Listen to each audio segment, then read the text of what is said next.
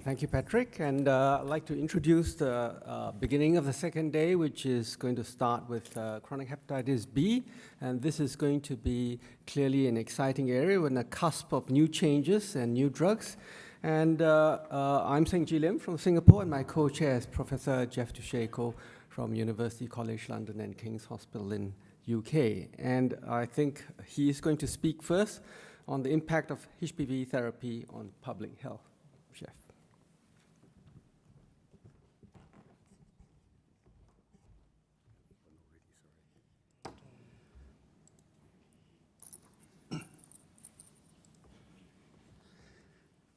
Thank you very much, and I'd like to thank Patrick Marcellin again for the invitation to attend this year. This meeting has always provided excellent educational content down the years, and this year is no exception. It's always enjoyable, good to be back in Paris, and I think it's also a meeting that helps in the implementation of new therapies. So thank you very much for the invitation.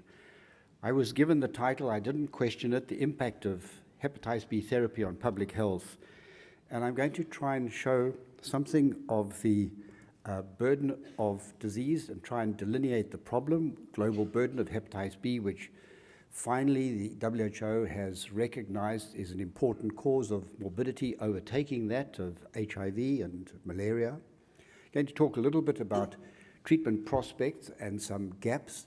I know that Maria Buti is going to talk about the essence of the effects of therapy, so I won't cover that in great detail.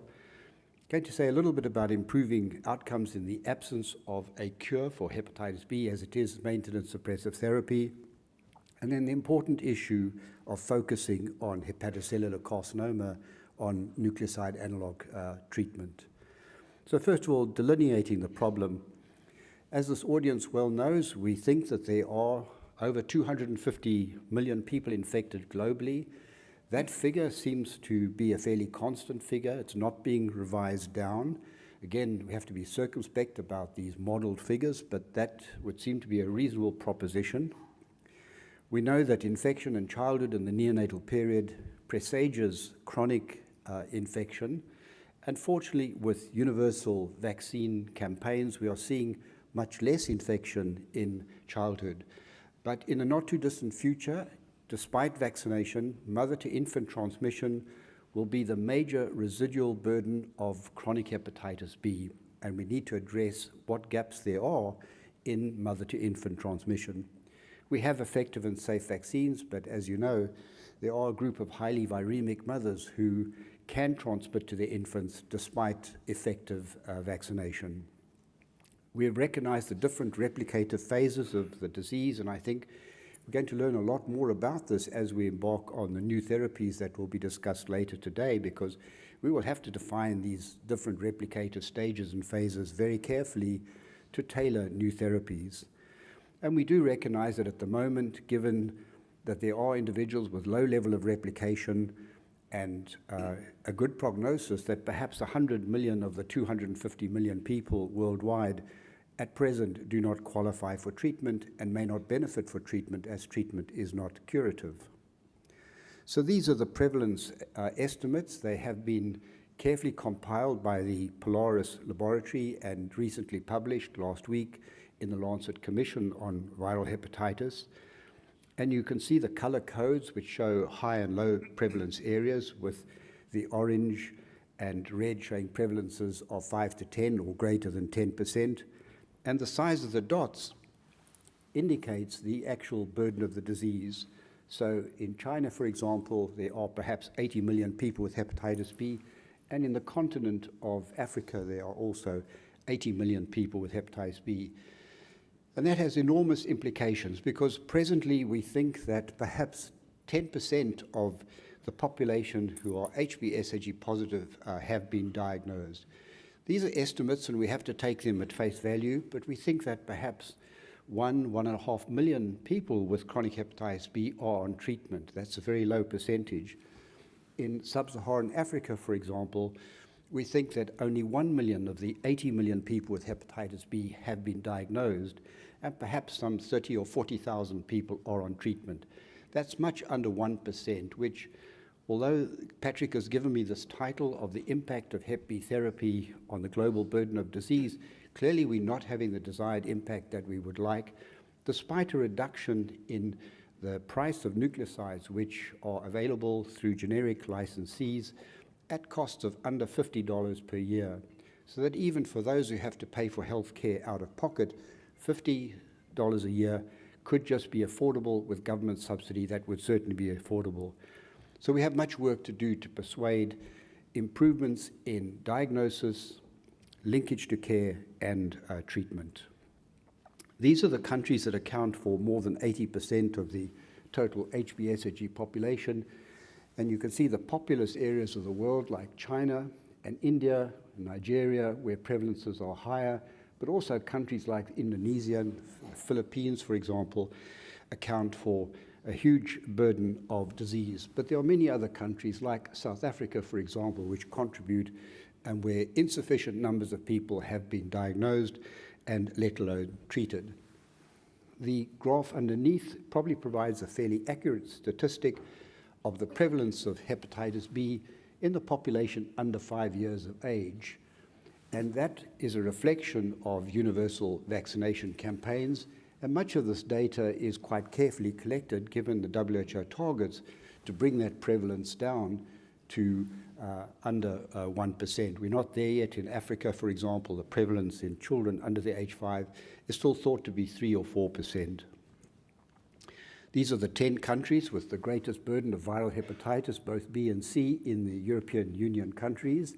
You can see Italy and Germany and France are listed here, with a large burden of hepatitis C, but also a substantial burden of hepatitis B as well. I haven't shown all of the data from the Lancet Commission, but there are excellent tabulations of other parts of the world, including the Americas, South America, Eastern Europe, for example. And here is a graph which shows the 10 countries in sub-Saharan Africa which have the greatest burden of disease. And here you can see that the predominant disease is hepatitis B rather than hepatitis C, although clearly hepatitis C contributes. And there is an unknown quantity of co-infection with hepatitis B and C, which may contribute to morbidity, including hepatocellular carcinoma, where there is a high prevalence of hepatitis C as well. So those are all facets that are estimates. They are based on population models, but they do provide a signpost, at least for policymakers, to identify the burden of disease and to begin policies to address this. So talking about treatment prospects and gaps, well, here you can see this huge gap. I obtained the slide from John Martin. It shows in red the prevalence of HIV, HCV, and hepatitis B, and you can see numerically hepatitis B is extremely important. It shows the global estimates in millions of patients of those that have been diagnosed, and it shows in green the treated numbers.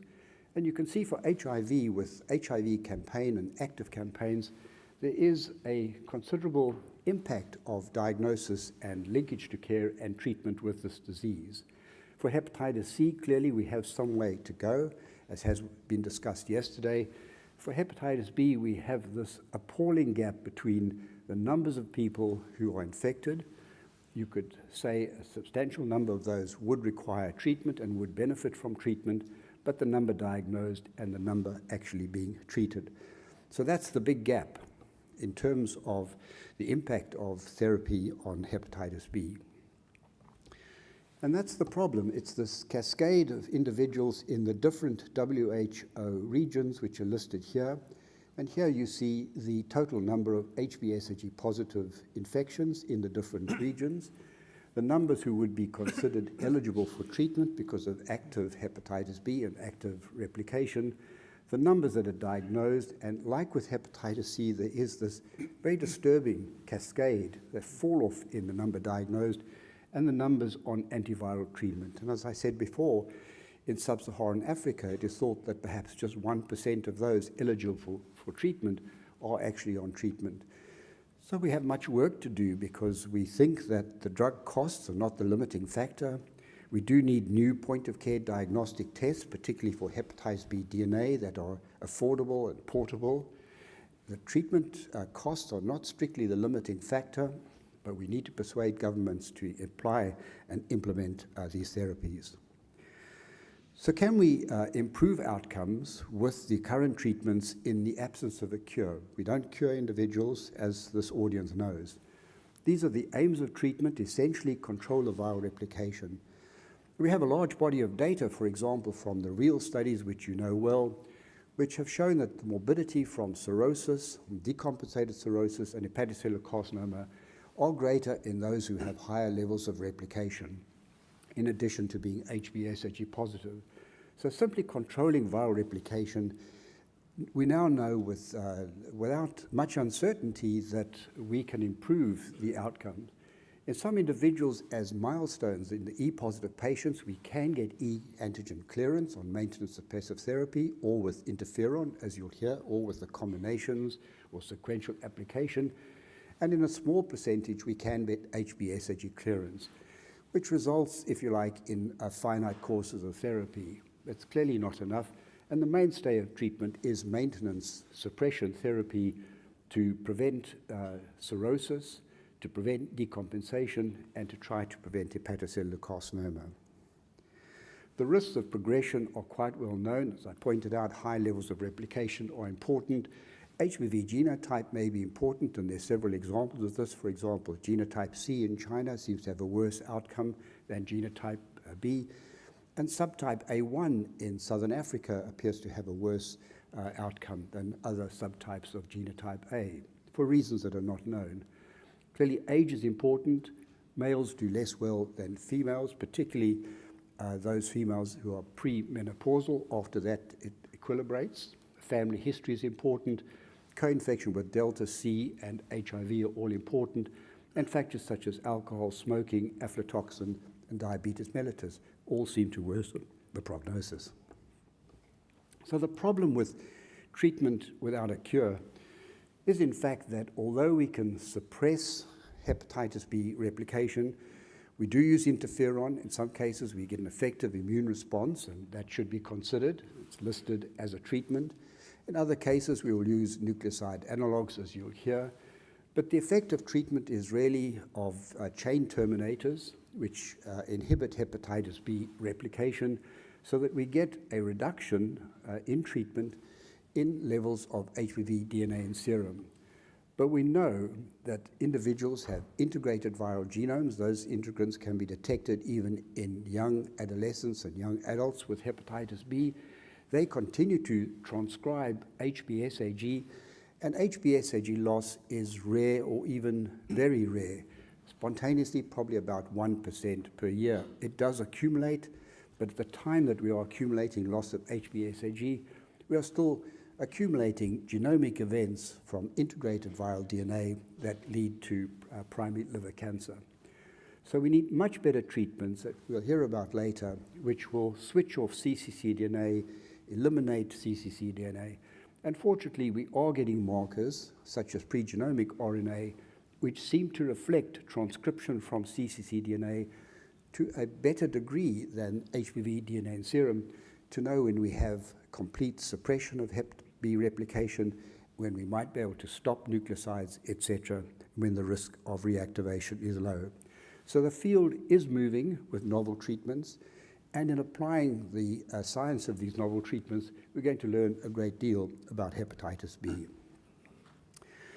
So if HBsAg loss is important in the setting of suppression of DNA, does it make a difference? Well, there is some suggestion that, in fact, the outcome in those individuals with a follow-up period of around 6 years and a substantial number of patients who were treated with lamivudine or entecavir, those individuals who lose HBsAg appear to have a lower rate of decompensation and remain transplant-free, and, in fact, a lower rate of hepatocellular carcinoma.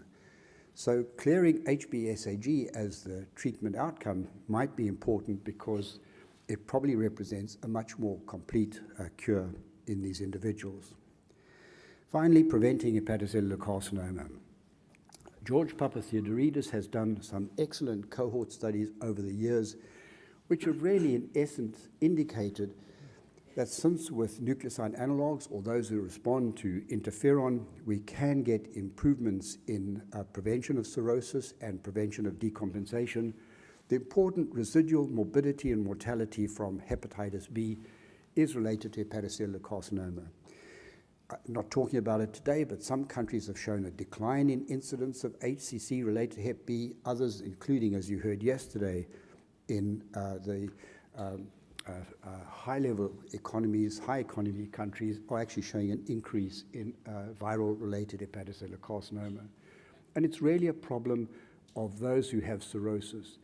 George has shown that with the application, and he has ongoing cohort studies to corroborate this, with ongoing suppression by hepatitis C replication after some years of treatment, there does seem to be a plateau in the incidence in cirrhotic patients of hepatocellular carcinoma, again providing quite powerful evidence that has been gathered both in the East as well as in European cohorts to suggest that suppression after some time will actually reduce the risk of primary liver cancer. But the risk remains, especially in those older than 50, those with cirrhosis and other factors such as diabetes. At the AASLD this year, there was a presentation of the outcome in 1,427 patients with chronic hepatitis B in the Page B cohort, which has previously been reported, who had been followed. The mean follow-up was in fact 8 years. And essentially what this data shows is that the cumulative probability of hepatocellular carcinoma beyond year 5 without HCC can be demonstrated. And it looks as though that patients who have cirrhosis at baseline, the blue and the red bars, still have this ongoing risk, particularly in the older patients, older than 50, of hepatocellular carcinoma compared to those who don't have cirrhosis.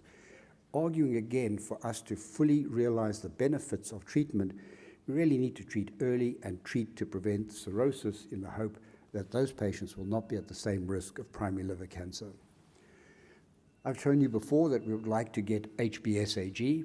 Essentially, clearance of HBsAg may reduce the risk of hepatocellular carcinoma, but again, in a study presented at AASLD this year, looking at predictive factors associated with liver cancer and mortality after HBsAg clearance, and this is a study by Hazak et al., it was shown again that we could probably use the Page B score in individuals on treatment or those who spontaneously have lost HBsAg to predict high-risk hepatocellular carcinoma. And essentially the Page score, which is related to age, gender, etc., does still predict a higher risk of individuals, particularly in those with cirrhosis after HBsAg loss, indicating those patients still need continued surveillance. So to close this section quickly on hepatocellular carcinoma, the real problem with the ongoing risk of HCC and hepatitis B, at least in high and middle income countries, will be the ongoing risk of primary liver cancer in cirrhotic patients who are treated with nucleoside analogues. I'm sure almost without exception in this room, most of us would treat our patients with cirrhosis with ongoing maintenance suppressive therapy. But there is still this ongoing risk of cirrhosis, and age seems to be a particular point. So we'll need to factor in scores and risk factors, but clearly cirrhosis and age is very important, even in subgroups who do not have cirrhosis. And again, these are treated patients. This was recently analyzed by El Sarag and others, where they used the data I showed you on the previous slide to look at the score, the cirrhosis, age, male sex, diabetes, or CAM score. Once again, you can weight these risk factors. These are patients on antiviral treatment, and we can categorize high-risk patients who have more than 13 points because they've accumulated these higher risk factors, particularly cirrhosis and age. So finally, what can we do about this appalling gap between our knowledge of hepatitis B, our knowledge of the prevalence, and the intention to identify and link to treatment individuals?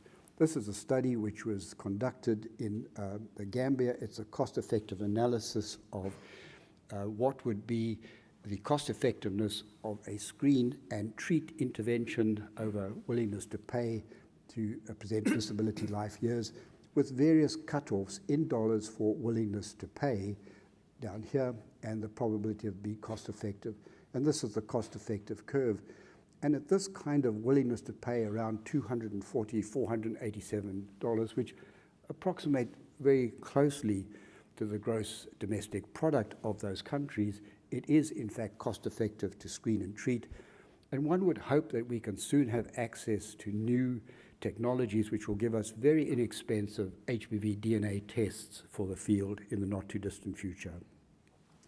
There's some hope, again, coming back to the theme that was given me, that we are affecting, in a public health scale, the risk of decompensated cirrhosis and hepatocellular carcinoma. This is a very large database of Korean health insurance patients, and there's a lot of data on the slide.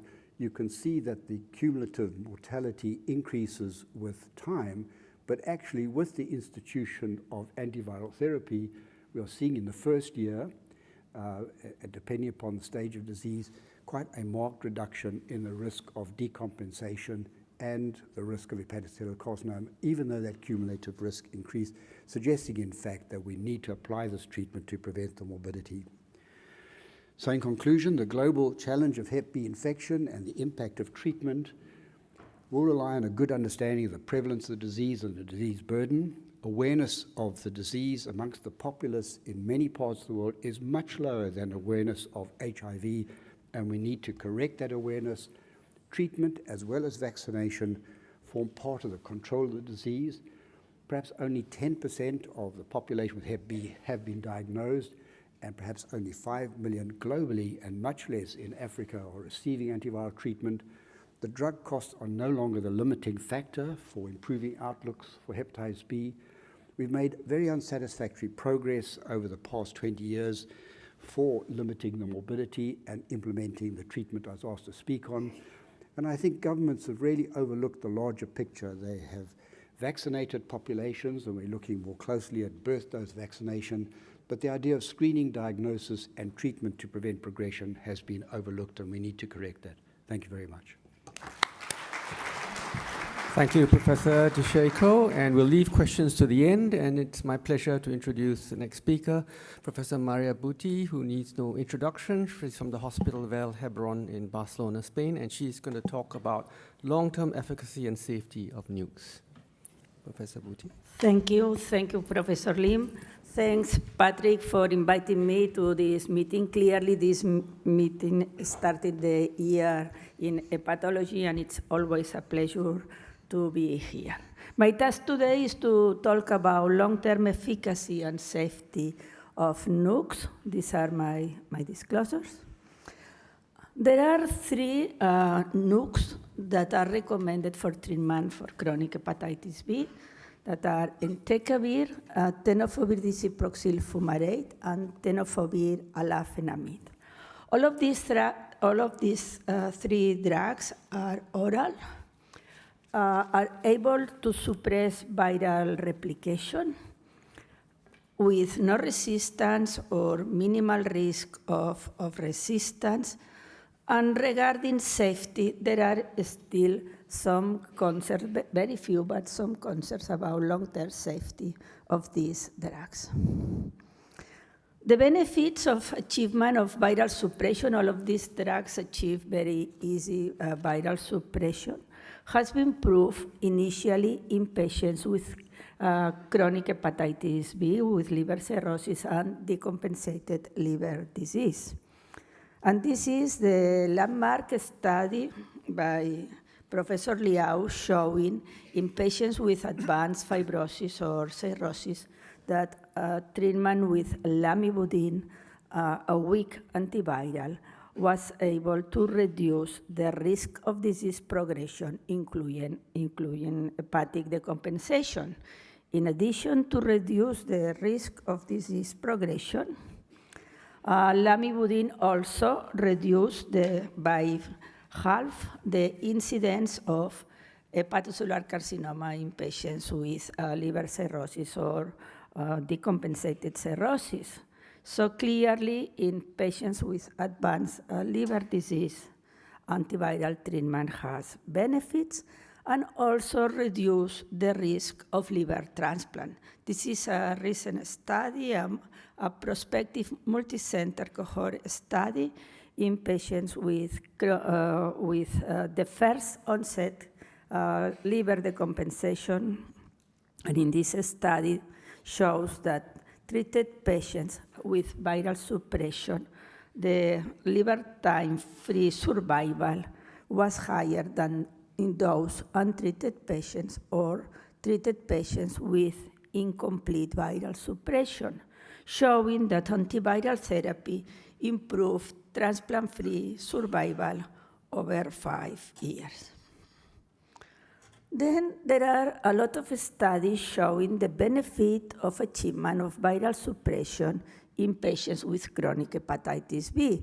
And these are the patients that the guidelines clearly recommend treatment for hepatitis B. Let's look first at some data looking at reversal of fibrosis or even cirrhosis in patients treated for more than 5 or 6 or 7 years, either with entecavir or tenofovir. In these studies, patients have 2 liver biopsies, one at baseline and other after 5 or 6, 7 years under treatment with entecavir or tenofovir. All patients had complete viral suppression, or majority of them. And in both studies, regression of fibrosis was observed in the majority of cases, and even in a large proportion of them, reversal of fibrosis. We have also data showing that there are reversal of inflammation in the same 2 previous studies, not only look for fibrosis, also for necroinflammation, and analyzing the nodal necroinflammation score. In long term, there is improvement in the majority of patients, in more than 80% of patients, of inflammation. This improvement in the inflammation, it's clearly associated with normalization in ALT levels. And here there are some new information, and this is from the study of TAF versus TDF, looking at the proportion of patients after 2.5 years with normal ALT levels using a very stringent criteria, that is AASLD criteria. And in this study, more patients under TAF, for both E positive or E negative, achieve normal ALT levels than those treated with TDF. Is this important? We have some data from Hong Kong showing that normal or on treatment ALT levels are associated with a lower risk of hepatic events in patients with chronic hepatitis B. This is a large cohort of patients, almost 20,000 patients, and those who achieve normal ALT levels have a lower incidence of hepatocellular carcinoma or hepatic events during a follow-up of 4 years. Sorry.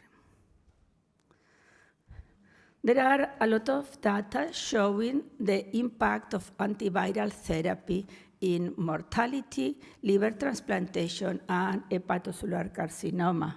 Jeff have shown some of this data. This is another study. The majority of studies are retrospective analysis, looking particularly at liver-related mortality or the risk of hepatocellular carcinoma.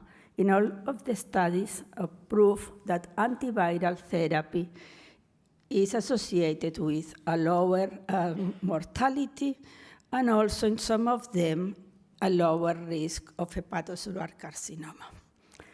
Particularly, this risk decrease when a potent antiviral, like here, like entecavir, is used for the treatment of chronic hepatitis B. The risk of developing hepatocellular carcinoma under antiviral therapy clearly is related with the liver damage. In patients without liver cirrhosis, and these are 3 different studies showing that in patients without liver cirrhosis with chronic infection, the antiviral therapy reduce, but with a not important impact, the risk of hepatocellular carcinoma. However, this benefit is greater, clearly greater, in patients with liver cirrhosis.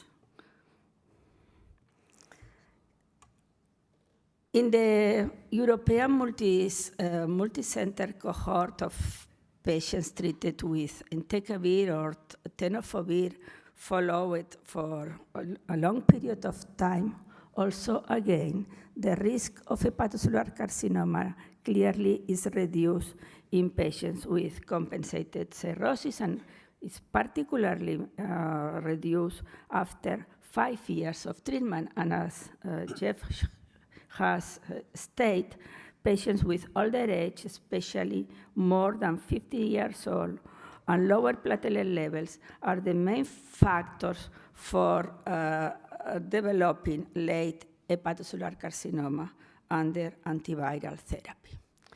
So now let's move to those patients with chronic infection.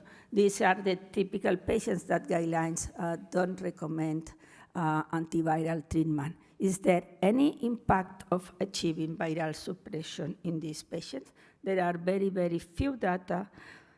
I only found this study. It's a recent study. It's a retrospective analysis performed in Korea that they look at incidence of hepatocellular carcinoma or death or liver transplantation in immune-tolerant patients versus immune-active patients. It's not a randomized study, it's a retrospective study, but this study, for first time, shows that immune-tolerant patients and treated immune-tolerant patients have a higher risk of hepatocellular carcinoma than those immune-active patients with complete suppression of viral replication. Clearly, we need more studies, but probably this type of studies are going to help to treat these patients. Second part of my talk is safety, and there are some concerns in safety with nucleoside analogs in kidney, bone, cancer, and also pregnancy. The main concern is renal safety. It's clear that chronic hepatitis B infection increases the risk of chronic kidney disease. All of these drugs, all of these nucleoside analogs are renally excreted and need to be adjusted to GFR, except TAF. TAF is 1 pill per day independently of the renal function. And adefovir and TDF, particularly nucleotide analogs, have been associated with a small risk of nephrotoxicity. And this small risk of nephrotoxicity is related with the adefovir and TDF because they are substrates of organic anion transporter 1 and 3, and they are excreted by a multi-drug resistant protein. And when this multi-drug resistant protein is saturated, adefovir and TDF may accumulate in the intracellular, leading to tubular damage.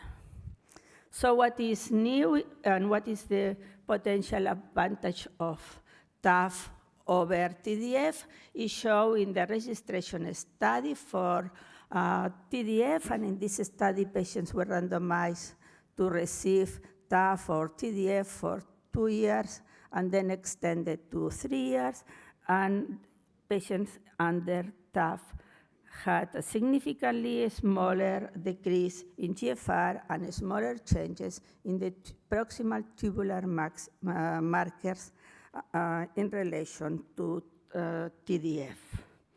The study also, after 2 years, allowed that some patients switch from TDF to TAF, and this is a good way to show the benefits of TAF.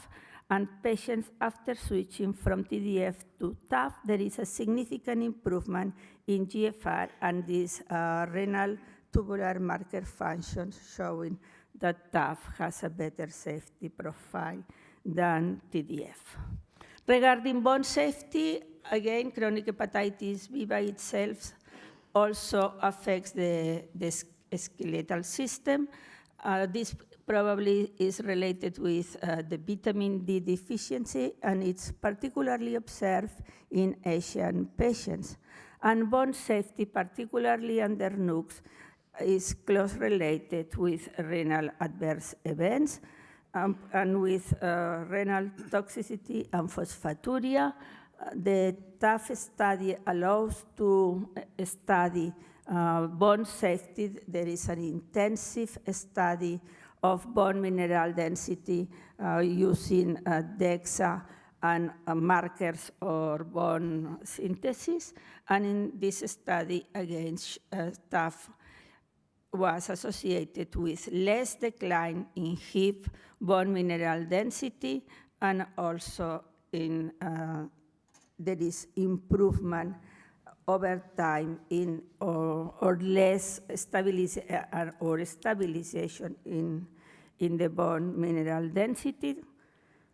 And patients who switch from TDF to TAF in the same study show also improvement in bone mineral density. For this reason, the EASL guidelines, the EASL clinical practice guidelines on management of hepatitis B clearly recommend selecting TAF or entecavir over TDF for older patients, for patients with bone disease, for patients with renal alterations, and TAF is preferred to entecavir in patients with previous nucleoside analog exposure. With Pietro Lampertico, we analyze, we validate the EASL guidelines in our patients treated with TDF. And among 500 patients treated with TDF, we evaluated which patients have these EASL criteria and can benefit from switch to TAF. And this has been presented in the last meeting by Dr. Loglio, showing that almost, at least 66% of our patients have one criteria to switch to TAF, and among 40% of patients have at least two criteria, particularly age and renal criteria, to switch to TAF. Two words about the potential risk of cancer. Initially, entecavir at a very high doses in early animal studies shows some potential carcinogenic effects. This has been evaluated in this large population study in Hong Kong, more than 40,000 patients, and in the study they found a similar risk of various types of malignancy in untreated patients and patients treated with entecavir, so it doesn't seem to have a concern, and the doses of entecavir used in humans are very, very low doses. Finally, safety, and I think Professor Lim is going to talk about safety. The safety of these drugs has been evaluated, and in women planning family or during pregnancy or breastfeeding, the drug with a better safety profile is tenofovir, and we have a lot of data on the use of this drug in this setting. In summary, long-term nucleoside analog therapy suppress viral suppression, suppress viral replication, reduce inflammation and fibrosis, reduce the risk of HCC and liver-related events, and finally, reduce liver-related mortality. Safety in long-term therapy should be considered. Up to now, TAF and entecavir are the recommended over TDF for patients particularly with risk of renal and bone disease. Thank you very much.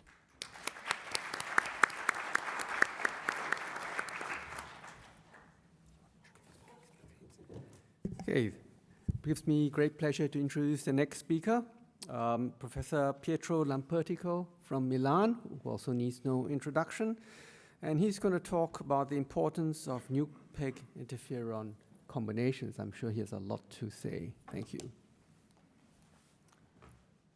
Good morning to everyone, dear moderators. I'd like to thank Patrick Marcelin for the kind invitation. It's always very nice to start the year coming to Paris. So the topic of my presentation is the combination, the relevance of the combination of oral therapy with PEG interferon. These are my disclosures, and I will briefly review the background and rationale for this combination, 3 strategies which has been developed in the last few years, de novo combination of PEG plus oral therapy for untreated patients, a switch to an add-on PEG for new treated patients, and of course, predictors of response. So we all have been using entecavir and TDF for the last 10 years, and we all recognize how effective and overall how safe are these drugs, with major achievements in terms of virological response, biochemical, histological, as Maria Butti clearly showed, and clinical outcomes, including improved survival. So on the right-hand side of the slide, you will see only really few unsolved issues, unmet medical needs on entecavir and TDF, some safety issues Maria already alluded to, cancer risk already covered by previous speakers, the stopping rules that will be covered by next speakers, and the low S antigen rates, which we all know is a major problem with this oral therapy. Only few patients, E antigen positive, genotype A, might achieve S antigen loss during oral therapy with entecavir and TDF. And we know how this could be relevant. Jeff Dusheko told us how this could be relevant in terms of cancer risk during long term if you achieve S antigen loss that you know now has been redefined as a functional cure. So basically, what can we do in someone on long-term oral therapy to try to foster S antigen decline or achieve S antigen loss? There are 4 different strategies. Of course, number 1, continue oral therapy. We know that the longer you treat patients, the greater would be the proportion of patients achieving S antigen loss, with an S antigen decline of approximately 0.5 logs over 5 years. And of course, the 3rd strategy will be to stop oral therapy and stop the 3rd strategy. This will be covered by next speaker, and there will be another speaker looking at new strategies based on new drugs. So really, my job today is much easier. I will cover only the issue of using interferon in a sort of a new way, not only in never treated patients, but in never treated patients in combination or as add-on or switch in someone already on oral therapy. And the rationale for this combination is strong. We all know the mechanism of action of oral therapy, and we know very well that the mechanism of action interferon, although this is not really completely understood, is probably different and definitely is able to affect cccDNA as well as subgenomic RNA and pregenomic RNA. So the combination makes a lot of sense from the biological point of view. Let's review briefly the first possible strategy, which can be applied to never been treated patients, so untreated patients starting a de novo combo with PEG interferons plus oral therapy. Well, the landmark study has been the study by Patrick Marcelin, which has been published a few years ago, and very recently they published an update, a long-term follow-up of this study. As you know, this is a large study including more than 700 antigen positive and negative, never treated patients, randomized to 4 treatment arms. And the study clearly confirmed or showed over long term that 10% of those treated with the combination, only 1 year, actually 10% achieve S antigen loss, much higher than 3% of those on PEG monotherapy, and definitely much higher than the 0% of those on TDF. So basically speaking, in favor of the combination, although 10% only, mainly antigen positive, mainly genotype A, really overall is not really suggesting that we should change strategy in everyone. And let me make another point. If you consider, the DNA decline, the best DNA decline is for TDF monotherapy. And the best ALT profile is for the best ALT profile is for TDF monotherapy. So the question is really, which is the most important relevant endpoint, DNA suppression in everybody, or S antigen loss in 10% of the patients? And this is, I think, a relevant issue. There's another very interesting, very new study just going to be published on hepatology by the US Working Group on Hepatitis B. It's not a randomized study, it's a single-arm study with a very specific population, 28 E antigen positive patients, so-called phase 1 or E antigen positive chronic infection according to the new EASL definition. So US multi-center uncontrolled study, patient will use a de novo combo with a lead-in of entecavir. The primary endpoint was 2 years, so 1 year of therapy. And the bad news is that really they did not see almost anything. No S antigen loss, of course, no S antigen seroconversion, very limited E antigen loss. And this was related to a rebound. You see, if you look at DNA, there's a very nice, good decline of DNA, but then a rebound of therapy, E antigen quantification, some decline and then a rebound, S antigen quantification, decline, and then rebound. So basically this strategy is not effective. And then we move from US to Korea for another de novo combo study, again looking at the de novo combo plus entecavir and PEG versus PEG monotherapy. It's quite a large number of patients, but this is really per protocol analysis, not really intention to treat. But again, the message is that there is not a single difference if you compare PEG monotherapy in never treated compared to PEG plus oral therapy. And this is really in contrast with the study from Patrick Marcelin. But the conclusions of the study, there is no need to use PEG plus oral therapy. If you can use PEG, go for interferon monotherapy. Let's go to another topic which is more relevant for us. So how do we manage someone already on oral therapy, generally speaking, for a long term? Let's review briefly the E antigen positive patient treated with a switch to PEG interferon therapy. One of the first studies came from China. On the left side, patients were randomized. E antigen positive patients, after many years of oral therapy, were randomized to PEG monotherapy 1 year or continue entecavir.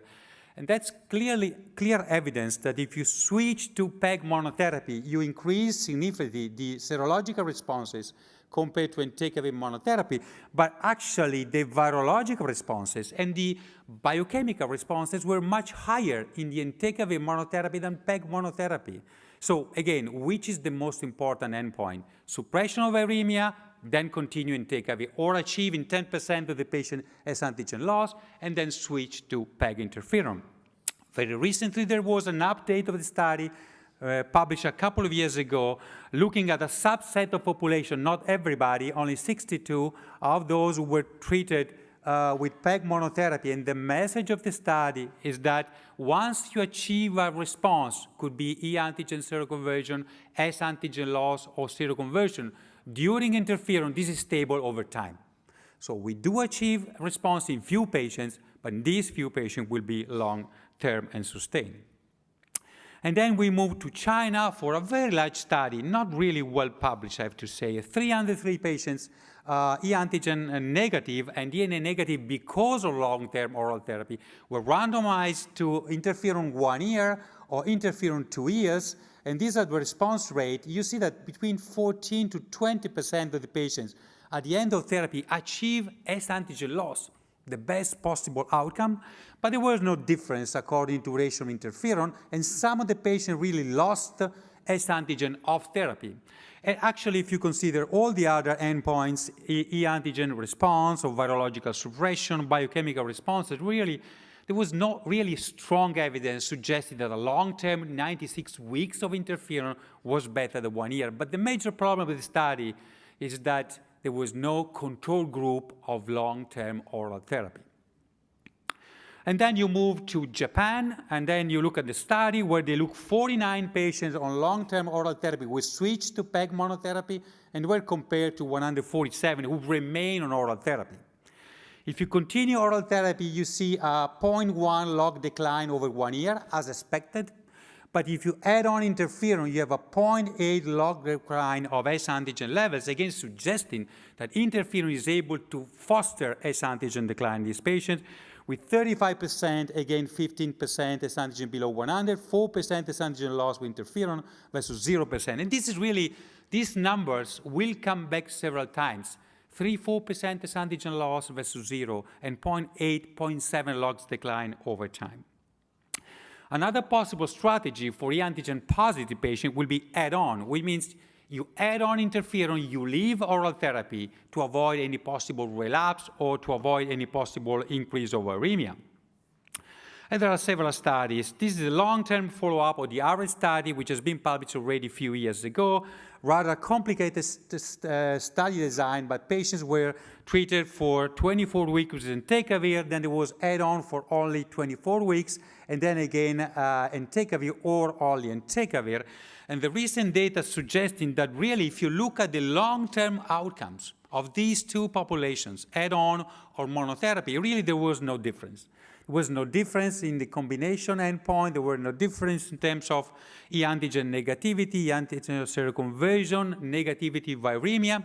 There were no difference in terms of low S antigen levels.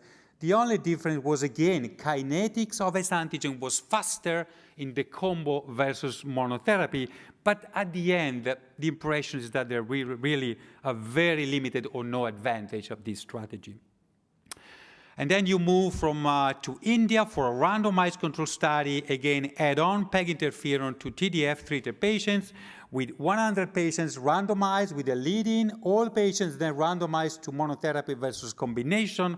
There's clearly an advantage of the combination in terms of e-antigen loss, with double digit, with 36% compared to only 17% with TDF, but this was really the only significant advantage. There were no difference in terms of ALT responses or DNA responses at any time point.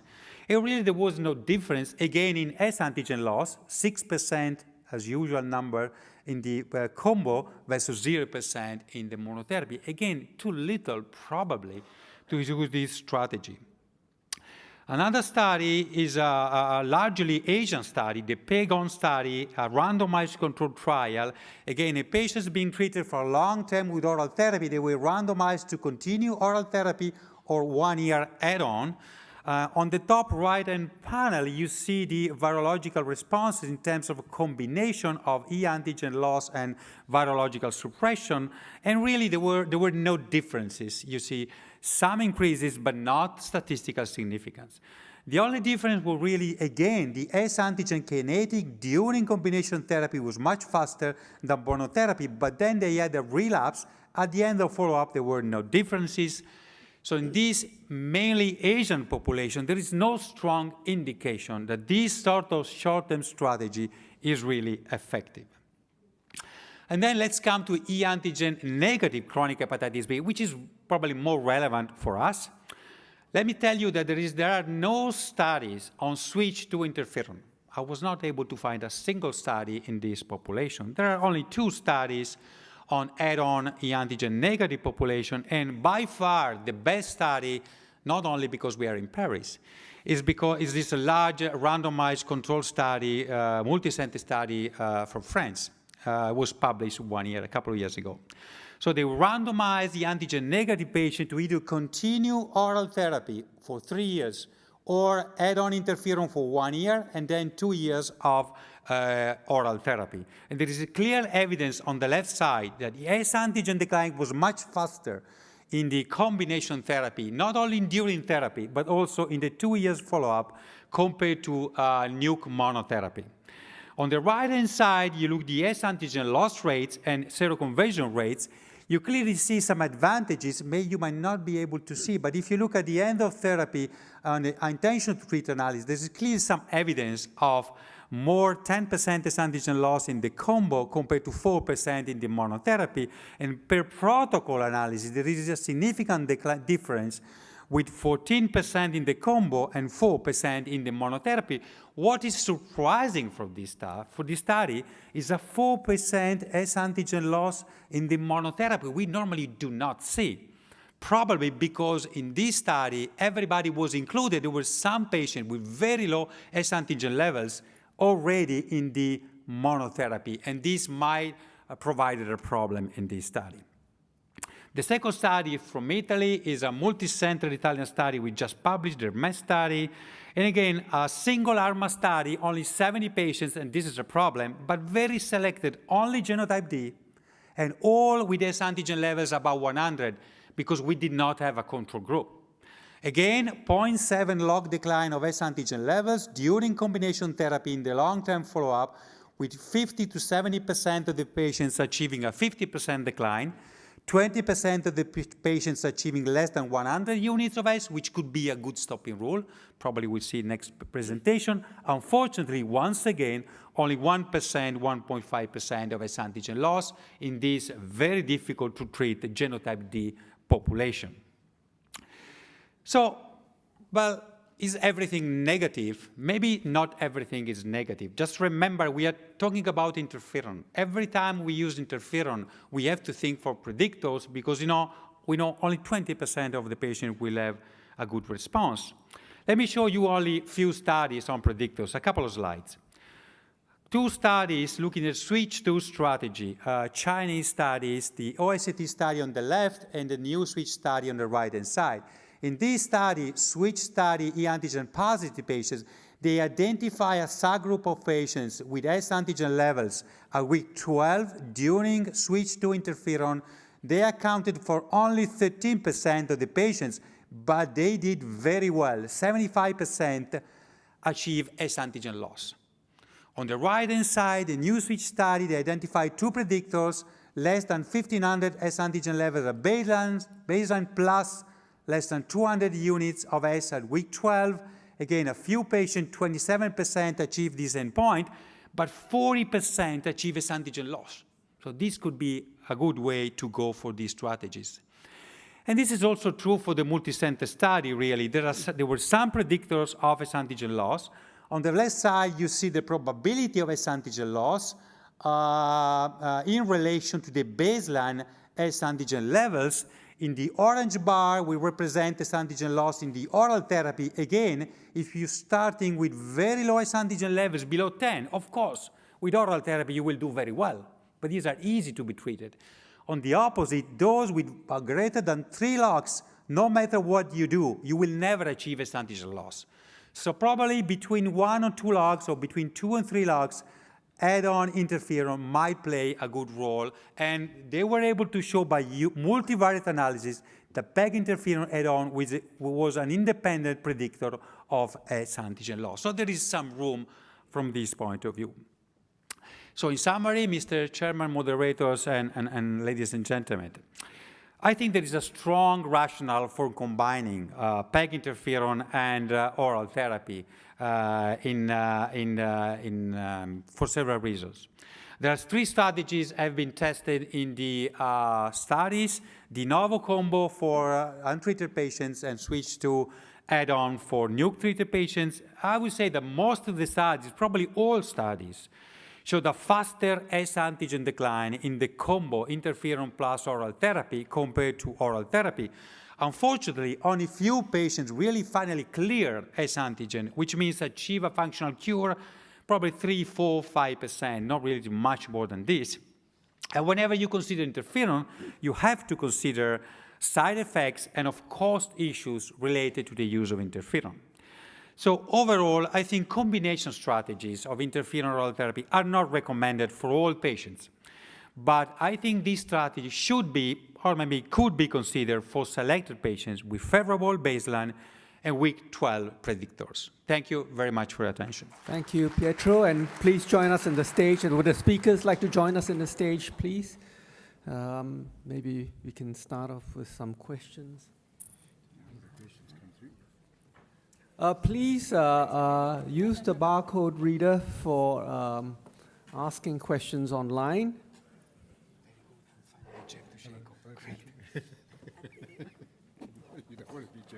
And maybe we can start off with some questions to our speakers. Maybe the first question to the last speaker, Professor Lampertico. You have said that there is a role for interferon in some selected patients. Would you like to tell us what sort of patients you think would be the best for interferon therapy today? Well, the real answer is I don't know, as usual. I know the studies are really preliminary. There are very few studies looking at predictors in these NUC-treated patients, for example. It looks like S antigen levels below 3 logs probably is a good predictor. Very early response, like week 12, like for untreated patients, is probably very important. But I think the data are not strong enough, in my view. I think we need more data specifically looking, prospectively validating these predictors before we can change the guidelines that right now do not recommend these sort of strategies. Maybe I could ask both of you, you showed the data for TAF, tenofovir, alafenamide, and there is some concern from big data that in an aging population with hepatitis B, bone and renal disease are accumulating. It's subtle, but it might be important in an older population. Can you get TAF in Spain, in Italy, in Singapore? Is it accessible? Is that data just academic? It's clearly an important drug. The EASL guidelines have spelt out where it should be used. What about its access? Jeff, I think this is an important question. There are some data in the real world using TAF, not in Spain. The data are from Germany and from US. And I think the majority of patients selected for TAF are the patients recommended by EASL guidelines. And it seems that the safety profile in these patients is good. In Spain, up to now, TAF is not reimbursed. It's waiting for the reimbursement, and probably will have the reimbursement for the patients that EASL guidelines recommend. I don't know about Italy. It's a similar situation. It's not available and probably will be reimbursed, hopefully very soon, couple of months, by using EASL guidelines. Yes. We have a question on our pad here, and the question is worded, so is it recommended to measure the antigen quantitatively in every case? I think they're referring to HBsAg quantitation. Where's that helping us for the panel? Well, yes, I'm in favor. We have been testing S antigen in a quantitative way in everybody in the last, I think, 10 years, like many other centers. I don't think we have time to go over. There is, I think, a very nice, in the syllabus, Maurizio Brunetto provided a very nice summary on this issue. There are a very large number of indications to use these untreated patients, classification of different phases, long-term outcomes. So to make a long story very short, yes, I would use in everyone, every time point, maybe every 6 months or every year. It depends on the situation. I agree. We use a lot, not only for untreated patients, also for treated patients, and I think it also helps for treatment discontinuation in specific cases. Questions here are rather cryptic, but there was a question here. HBV DNA related to liver cirrhosis, does it also hold for cirrhosis, the higher levels of DNA, increased risk of cirrhosis, as well as perhaps liver cancer? If you have higher levels of DNA, untreated, I presume, follow-up studies, is that related to cirrhosis? Yes, this is the information of the REVEAL study. The REVEAL study has some criticism because the majority of patients in this study were E-negative patients and some of them with normal ALT levels, but the study clearly showed that high levels of HBV DNA in these patients were associated with a higher risk of liver cirrhosis and hepatocellular carcinoma.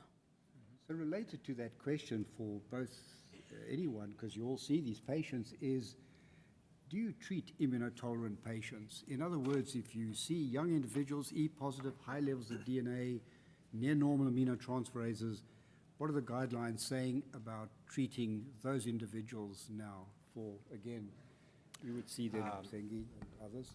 In the recent European guidelines, together with Maria and other experts, we have reviewed all the data And overall, we think there is not a strong indication to treat everybody in phase 1 or e antigen positive infection. But I think data are accumulating, suggesting that approximately 20–30% of the patients might have extended fibrosis in the liver, even though they look like e antigen positive infection with normality. Many of these patients have family history of cancer, and there are other situations where EASL guidelines recommend antiviral therapy in this situation, this clinical situation, even though patients or individuals have normal LT and no evident huge liver disease going on. And the reason why we suggested this, and this is in contrast with the American guidelines, is that we've been using these drugs for 10 years now, and TKV and TDF. So we are very confident with the safety profile and with the overall efficacy of these drugs. Maria, I mean, any? There is another issue in these patients, and it's more related with public health. These patients can transmit, are those with the higher transmitters of hepatitis B. The majority of these patients are young subjects. They can transmit hepatitis B by sexual contacts, and I think clearly in these patients, treatment has to be individualized. So a question from Professor Shivsarin to Jeff Dusheko. In e-antigen positive patients on NUCs with raised ALT versus normal ALT, is there a difference in outcome? Untreated or treated? With NUCs. Untreated, I guess. I guess the ALT, it's difficult. You need very long-term prospective studies to fully answer that question, but I'd imagine the e-antigen positive patient who has raised ALT is someone where there is a harbinger of a switch to a more active hepatitis, at which time necroinflammatory change is occurring and the rate of fibrosis is occurring. So I think in that interval, when you're following patients who are E-positive who have normal ALT and E-positive with raised ALT, yes, there probably is a difference in the rate of fibrosis in those patients.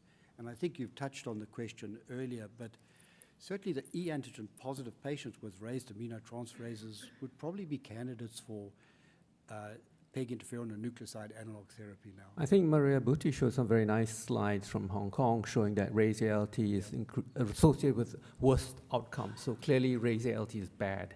And there is another study from Korea showing that normal ALT levels are associated with improvement in mortality. So I think there is more and more information, not only for hepatitis B, for all diseases, that having normal ALT levels is better than abnormal.